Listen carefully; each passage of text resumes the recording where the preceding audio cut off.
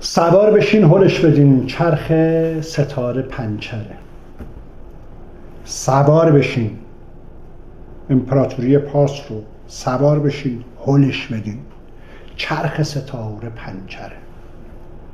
گلدون سرد و خالی رو بذار کنار پنجره.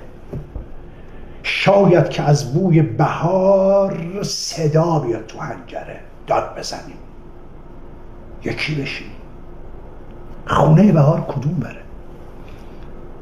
حیفه که برگ باغمون زباله سپور شده. چه این دوران، چه دوران شاه، چه دوران قاجار. برگ باغ ما زباله پادشاهان احمق،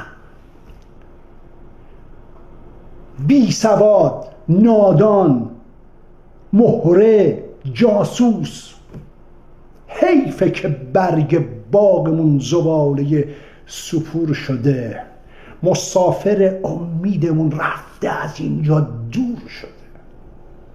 کاش تو فضای چشممون پیدا میشد یه شاپره به ما که خسته ایم بگه خونه بهار کدوم بره.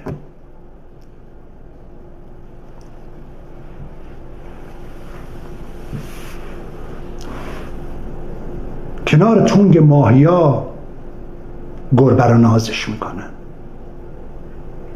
آخر خط که میرسیم خط رو درازش میکنن. سنگ سیاه حقه رو مهر نمازش میکنن. آهای آهای آهای فلک که گردنت بلند داره. به ما که خسته ایم بگو خونه بهار کدوم بره. با 2 هشتگ پایان برنامه رو اعلام میکنم.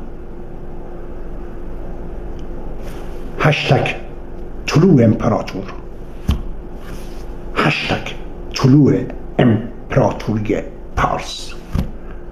Make Iran great again، یعنی Welcome to Persia.